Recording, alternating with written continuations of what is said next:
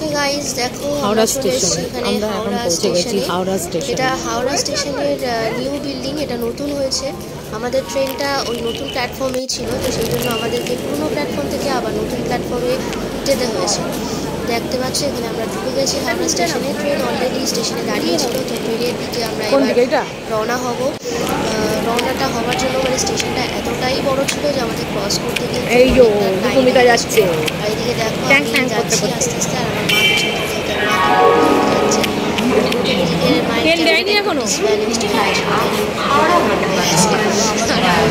তারপরে আমরা সবাই চলে এসেছি স্টেশনে। আমাদের খোঁজাখুঁজি চলছিল, অনেকে মিলে একসাথে ছিল, আছি বাবাই আছে, আছে সবাই আছে। কোথায় এসছিস? হাওড়া স্টেশন। কোথায় যাবি? পুরুলিয়া। কিসের জন্যে? আমরা এখন সবাই মিলে যাচ্ছি আমাদের বৌভাতে, আমাদের শিবির বৌভাতে। আমরা সবাই মিলে ট্রেনে করে যাব। এই যে মেয়ের মা, চলো।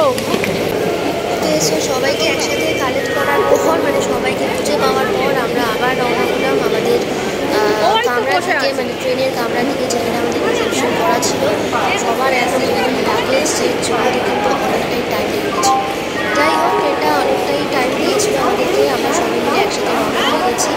সো এইবারে আমরা বগি খুঁজে তারপর ট্রেনে উঠে যাবো। ট্রেনে ওঠার পরে আমি আর ভিডিওটা কন্টিনিউ করতে পারিনি, কারণ তখন আমি মানে ঘুমোচ্ছিলাম আর কি। তারপরে আমরা নেমে গেছিলাম। হ্যালো গাইস, চলে এসেছি আমরা মুড়ি স্টেশনে। মুড়ি স্টেশনে দেখা নাম শুনেছি তোমরা? দেখা ওইটা স্টেশন, ওইটা স্টেশন, ওই যে মুড়ি স্টেশনে নামার পর সেখান থেকে আমরা ঝালদা স্টেশন থেকে চলে গেলাম আমাদের গেস্ট হাউসে, মানে যেখানে আমাদের রিসেপশন এবং আমাদের থাকার ব্যবস্থা হয়েছে। এটা হচ্ছে আমন্ত্রণ লজ। সেই লজে আমরা চলে গেছিলাম এবং সেইবারে সন্ধেবেলাটা এরকম সাজানো হয়েছিল, মানে রিসেপশন পার্টিটা কিন্তু এরকম সুন্দর গেট করে সাজানো হয়েছিল। পুরোটা তোমাদেরকে দেখাতে পারিনি, যেহেতু অনেকটাই ব্যস্ততার মধ্যে ছিলাম, আর আমরা ঘুরতেও গিয়েছিলাম। সেই ঘোরার ভিডিওটা তোমরা পরে পেয়ে যাবে।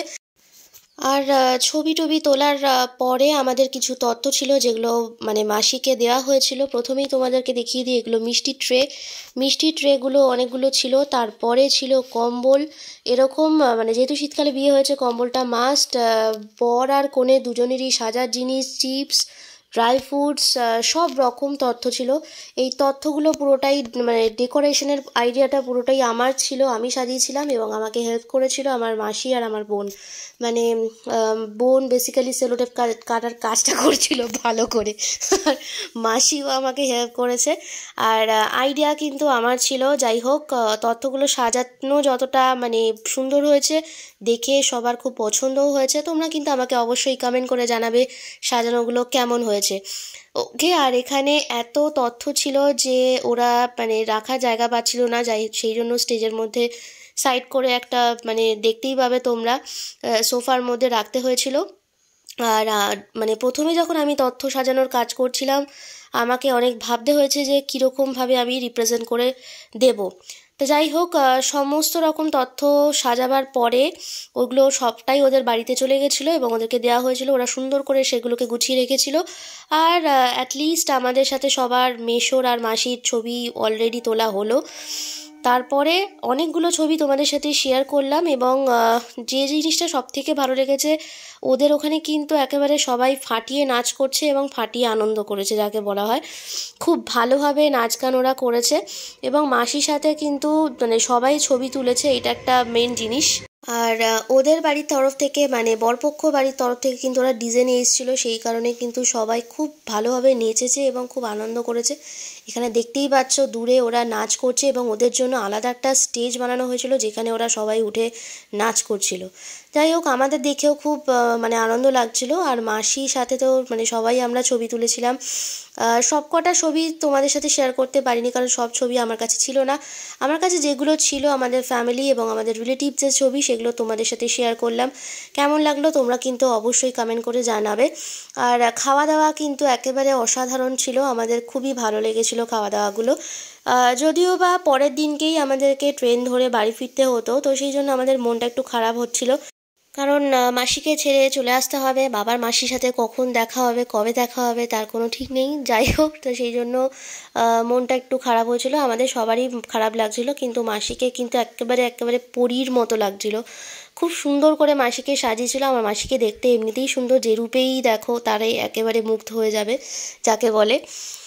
যাই হোক, খুব সুন্দর কিন্তু অ্যারেঞ্জমেন্টটা ছিল, আর ওদের আতিথেয়তাও খুব ভালো ছিল। তা দেখতেই পাচ্ছ এখানে নাচ দেখে মানে আমার তো খুবই নাচতে ইচ্ছা করছিল, কিন্তু যাই হোক, যার নাচতে পারিনি ভদ্রতার খাতিরে এটা বলতেই হবে, কারণ মাসি শ্বশুরবাড়ি বলে কথা। এখানে কিন্তু ফাটিয়ে নাচ হচ্ছে। আর এখানে দেখতে পাচ্ছ মানে মেয়ের মায়ের সাথে কিন্তু মেয়ের জ্যাঠা শ্বশুর নাচছিল। এটা একেবারে মানে খুব ভালো একটা মুহূর্ত, এটা ক্যাপচার করেছি আমি। এটা কিন্তু খুব ভালো। আর মেয়ের মামাও ছিল। তো এখানে এই জায়গাটা খুব ভালো ছিল, আমরা দাঁড়িয়েছিলাম। তো তারপরে কিন্তু গানগুলো কিন্তু খুবই ভালো চলছিল, যেই গানগুলো ওতে নাচ হচ্ছিলো, কিন্তু গানগুলো আমি দিতে পারিনি, তোমাদেরকে শোনাতেও পারছি না। তার জন্য খুব খারাপ লাগছে, কারণ গানগুলো দিলেই এটা ব্যাপারটা একটুখানি ঘেটে যাবে, তো সেই জন্য। আর আমার ছবিটা কখন আমার মা তুলে নিয়েছে, মানে আমার 3 ভাই বোনের ছবি, মানে আমার বোন আর আমার ভাই আর আমার ছবি। দেখতে পাচ্ছ আমি এখানে একটা ঢ্যাপসের মতো দাঁড়িয়ে আছি, তার সাথে আমার পুরো ফ্যামিলিও আছে এখানে। আর আমার মায়ের সাথে কিছু মানে ছবি তুলেছিলাম, আর আমার মাসির সাথেও কিছু ছবি আছে। মায়ের সাথে ছবি তোলাগুলো একেবারে সবসময় মা একটা সেরা পোজ দেয়, আর দিদার সাথেও ছবি অ্যাটলিস্ট তোলা গেল, আর মাসির সাথেও ছবি ছিল। যাই হোক, ভিডিওটা ভালো লাগলে লাইক করো, আর কেমন লাগলো অবশ্যই কমেন্ট করে জানাও। আর যারা আমার চ্যানেলটা নতুন দেখছো তারা প্লিজ আমার চ্যানেলটাকে সাবস্ক্রাইব করে রেখো, আর আমার চ্যানেলের অন্যান্য ভিডিওগুলোকে কিন্তু দেখতে থাকো, আর আমার চ্যানেলের সাথে থাকো। সো গাইস, এখানেই শেষ করছি। আবার পুরুলিয়ার নেক্সট ভিডিও নিয়ে তোমাদের সামনে খুব তাড়াতাড়ি হাজির হচ্ছি। ততক্ষণের জন্য তোমরা সবাই সুস্থ থাকো, ভালো থাকো, সাবধানে থাকো। টাটা।